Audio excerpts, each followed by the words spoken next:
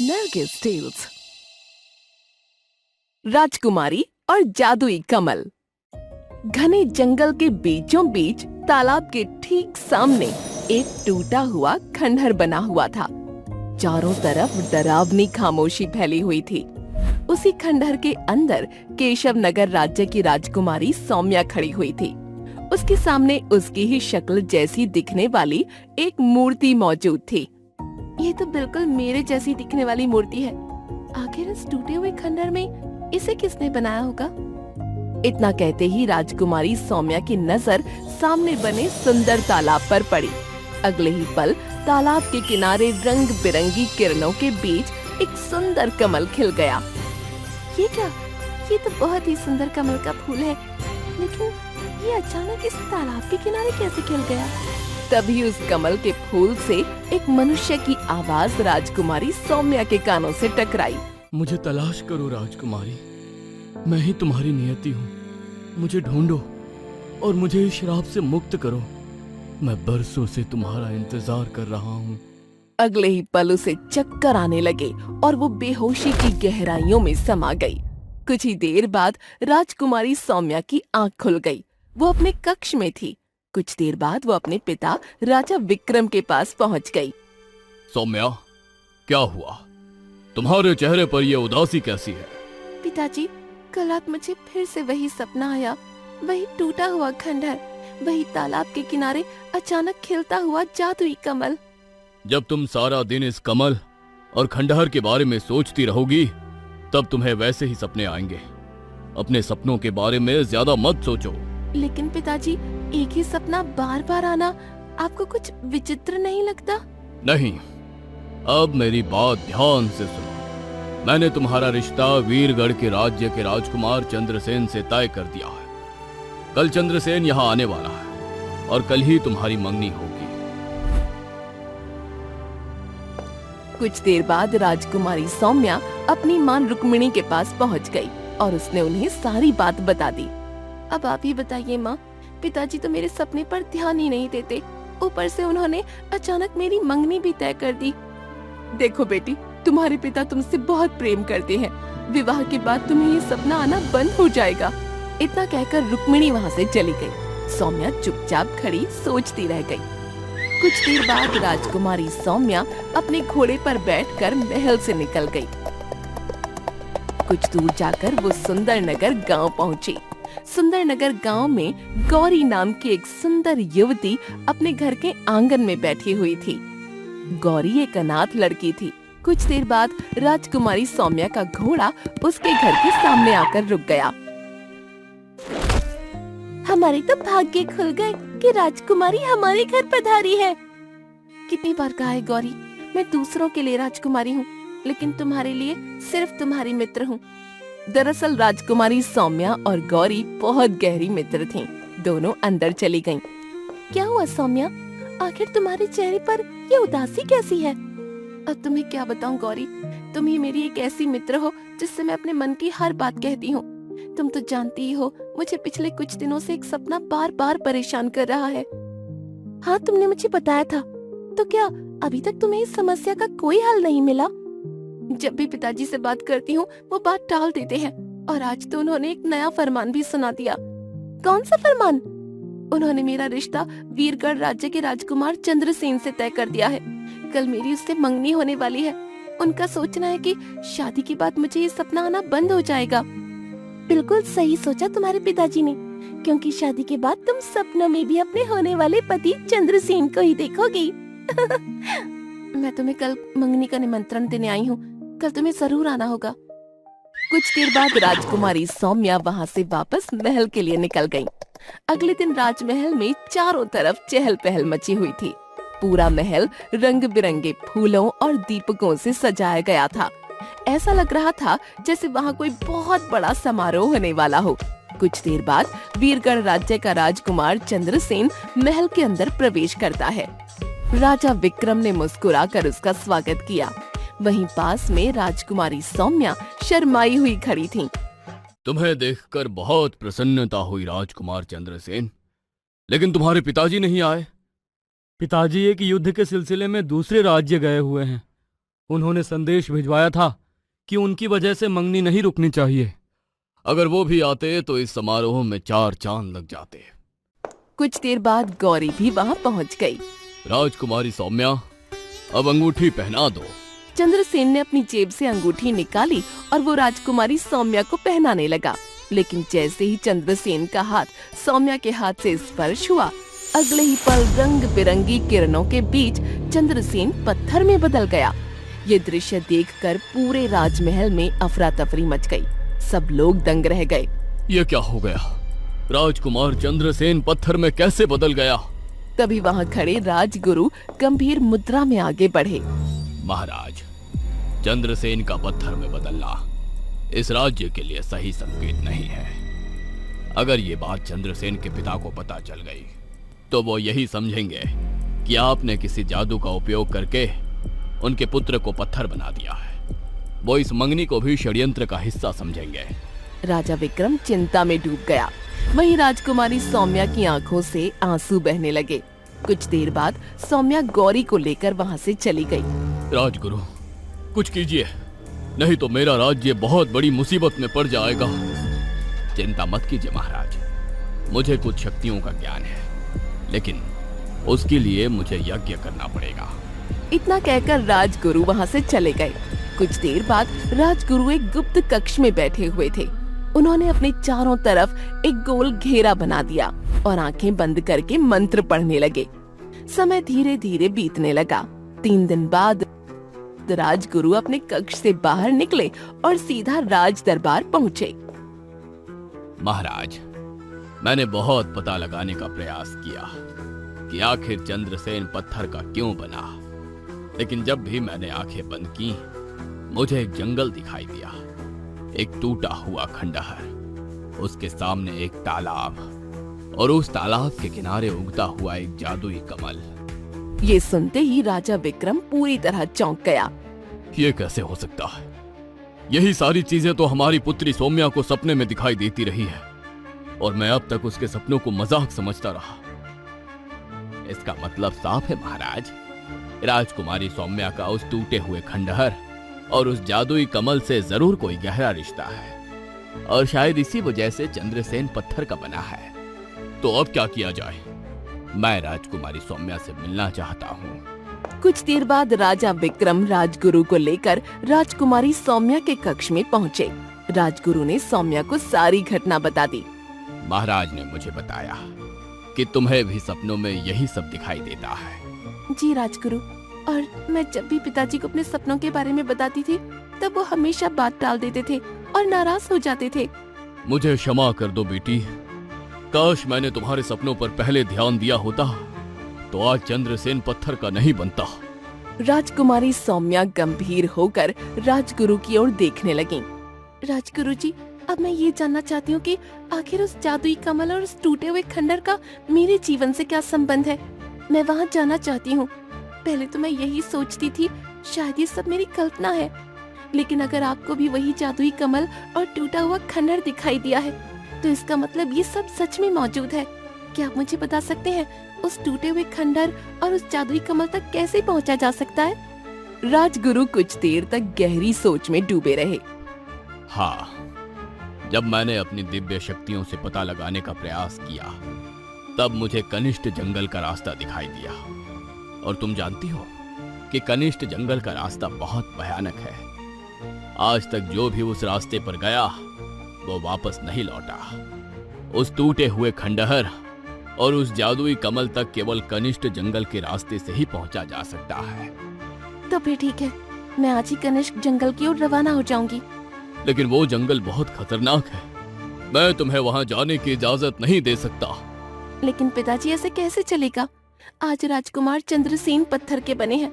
हो सकता है कल कोई दूसरा व्यक्ति मुझे स्पर्श करे और वो भी पत्थर का बन जाए। ये भी हो सकता है कि कल आप सभी पत्थर के बनना शुरू हो जाए। मुझे किसी भी कीमत पर इस पहेली का रहस्य सुलझाना होगा। मुझे जाने की इजाजत दीजिए। और हाँ, मैं वहाँ अकेले जाऊंगी, मेरे साथ कोई सैनिक नहीं जाएगा। नहीं, मैं तुम्हें अकेले जाने की इजाजत नहीं दे सकता। तुम्हें सैनिकों को साथ ले जाना होगा। नहीं पिताजी। आखिरकार राजा विक्रम अपनी पुत्री की जिद के आगे हार गया। ठीक है, अगर तुम जाना चाहती हो तो जाओ, लेकिन अकेली नहीं। तुम अपनी गहरी मित्र गौरी को साथ ले जाओ, एक से भले दो। जैसी आपकी आज्ञा पिताजी, लेकिन मैं पहले गौरी से पूछना चाहती हूँ। कुछ देर बाद गौरी को वहाँ बुलाया गया। राजकुमारी सौम्या ने गौरी को सारी घटना बता दी। क्या तुम मेरे साथ चलोगी? रास्ता बहुत खतरनाक है। कैसी बातें कर रही हो? अगर तुम पाताल लोक चलने की बात करती तब भी क्या मैं इनकार कर सकती थी? गौरी की बात सुनकर राजकुमारी सौम्या मुस्कुरा दी। कुछ देर बाद दोनों घोड़ों पर सवार होकर कनिष्क जंगल की ओर रवाना हो गईं।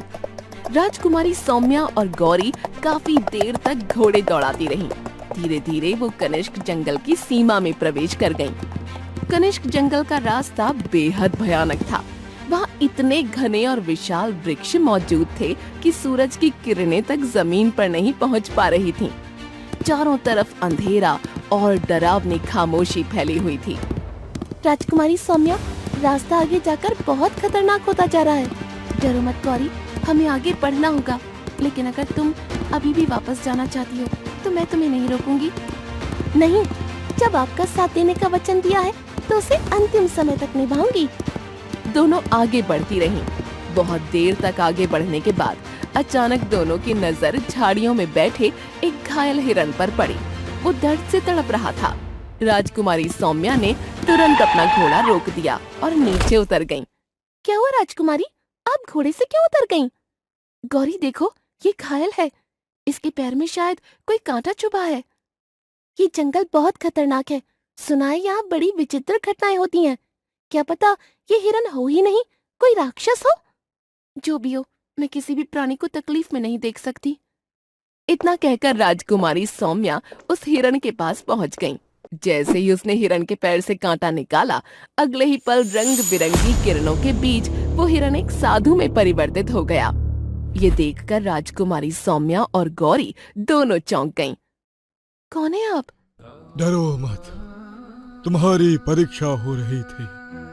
अगर तुम इस हिरन की तकलीफ को नजरअंदाज करके आगे बढ़ जाती तो तुम हमेशा के लिए इस कनिष्क जंगल में भटकती रहती। लेकिन तुम बहुत ही दयालु और बहादुर राजकुमारी हो। इतना कहकर साधु ने मंत्र पढ़ना शुरू कर दिया। अगले ही पल उसके हाथ में एक चमकता हुआ मोती प्रकट हो गया। ये मोती अपने पास रख लो। जब भी तुम्हें खतरा महसूस हो तब इस मोती को बाहर निकाल देना। इस मोती की पवित्र किरणें बुरी से बुरी शक्ति को खत्म कर सकती हैं। आगे जाकर ये मोती तुम्हारे बहुत काम आएगा। इतना कहकर साधु रंग बिरंगी किरणों के बीच गायब हो गया। राजकुमारी सौम्या ने उस मोती को संभाल कर अपने पास रख लिया और फिर गौरी के साथ आगे बढ़ गई। शाम होने लगी थी। आसमान धीरे धीरे लाल रंग में बदल रहा था। तभी अचानक राजकुमारी सौम्या ने अपना घोड़ा रोक दिया। क्या हुआ राजकुमारी, आपने घोड़ा क्यों रोक दिया? वो टूटा हुआ खंडर तुम्हें सामने दिखाई दे रहा है गौरी? हाँ, दिखाई दे रहा है। यही खंडर मुझे सपनों में दिखाई देता है। दोनों घोड़ों से उतर गईं और धीरे धीरे उस खंडर के अंदर चली गईं। खंडर के अंदर राजकुमारी सौम्या जैसी दिखने वाली एक बेहद सुंदर मूर्ति खड़ी थी। ये तो बिल्कुल आपकी जैसी दिखने वाली मूर्ति है। यही मूर्ति तो मुझे सपनों में दिखाई देती है। सौम्या की नजर सामने बने तालाब के किनारे उगे उसी जादुई कमल पर पड़ी। गौरी, यही कमल मुझे सपनों में दिखाई देता है। अगले ही पल वहाँ एक बूढ़ा आदमी आ गया। उसकी हालत बेहद कमजोर थी। वो लगातार राजकुमारी सौम्या को देख रहा था। कौन हो तुम? मैं केशर नगर राज्य की राजकुमारी सौम्या हूँ, लेकिन तुम कौन हो? बूढ़े आदमी ने पहले उस मूर्ति को देखा और फिर सौम्या को देखने लगा। उसकी आंखों में आंसू आ गए।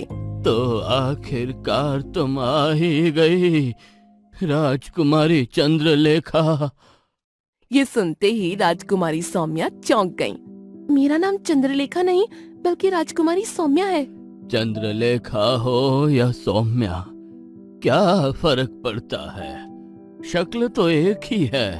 बूढ़ा आदमी धीरे धीरे उस मूर्ति के पास पहुंच गया। जानते हो, ये मूर्ति तुम्हारी है। मूर्ति मेरे जैसी जरूर दिखती है, लेकिन ये मूर्ति मेरी नहीं है। इस मूर्ति को हाथ लगाओ। तुम्हें सब कुछ याद आ जाएगा। राजकुमारी सौम्या धीरे धीरे उस मूर्ति के पास पहुंची। जैसे ही उसने मूर्ति को स्पर्श किया, अगले ही पल वो बेहोशी की गहराइयों में समा गई। उसकी आंखों के सामने बहुत पुराने दृश्य चलने लगे। घने जंगल के बीच हल्की हल्की वर्षा हो रही थी। टूटे हुए खंडहर के सामने राजकुमारी चंद्रलेखा एक सुंदर युवक के साथ खड़ी हुई थी। वो युवक कोई और नहीं बल्कि उसका पति राजकुमार अर्जुन था। तुमने जैसा बताया था, ये स्थान बिल्कुल वैसा ही है। टूटा हुआ खंडहर, सामने तालाब, हरा भरा जंगल और ये हल्की हल्की वर्षा। मुझे यहाँ आकर बड़ा आनंद आ रहा है, लेकिन तुम्हें फिर भी मुझे यहाँ नहीं लाना चाहिए था। लेकिन क्यों? क्योंकि मुझे पता है कि हमारे राज्य के सबसे खतरनाक जादूगर कपाली ने तुम्हें धमकी दी थी।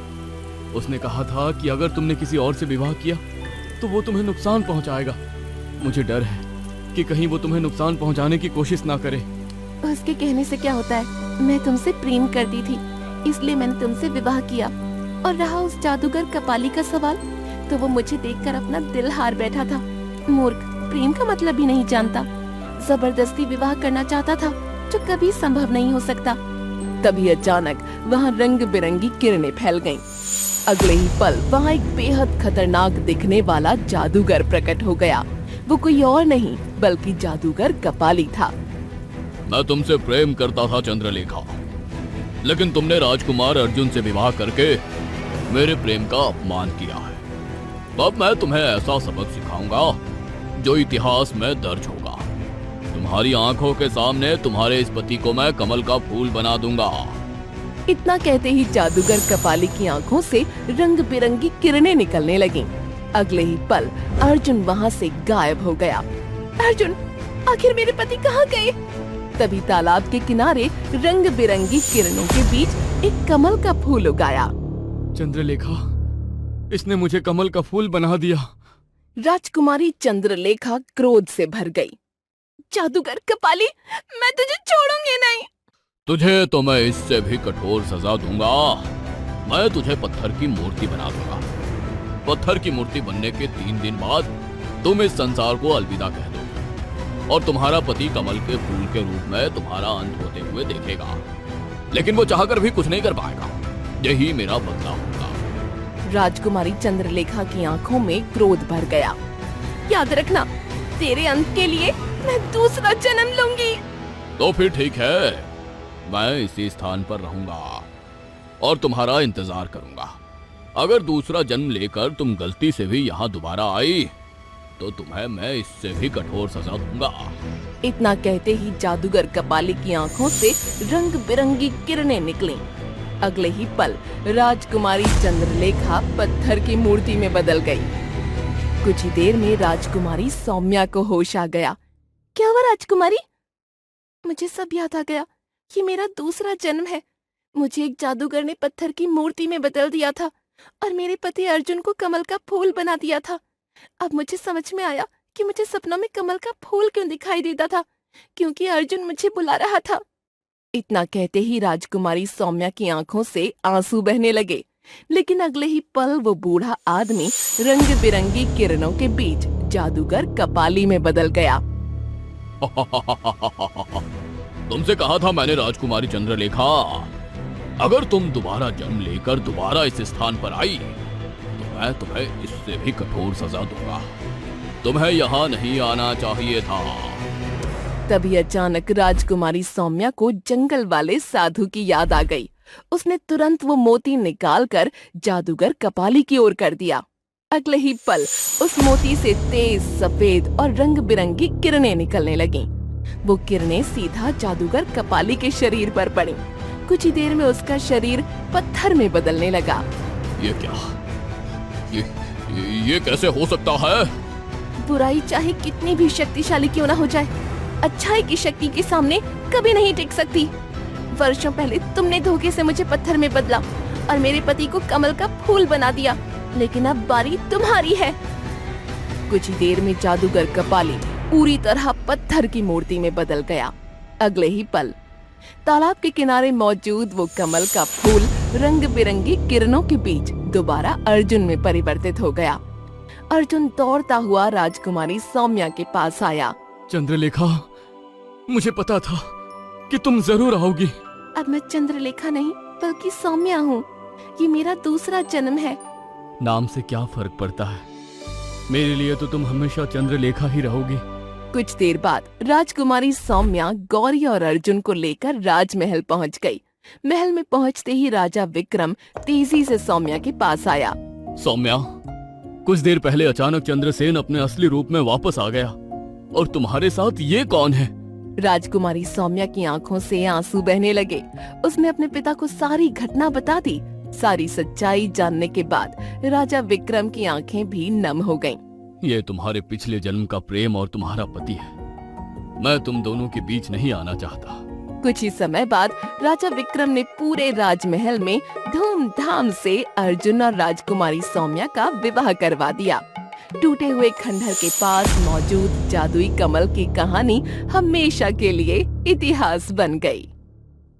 अगर आपको ये कहानी पसंद आई हो तो हमारे चैनल को सब्सक्राइब जरूर करें और कमेंट में बताएं कि आपको ये कहानी कैसी लगी। आपका समर्थन हमें ऐसी और बेहतरीन कहानियां लाने के लिए प्रेरित करता है।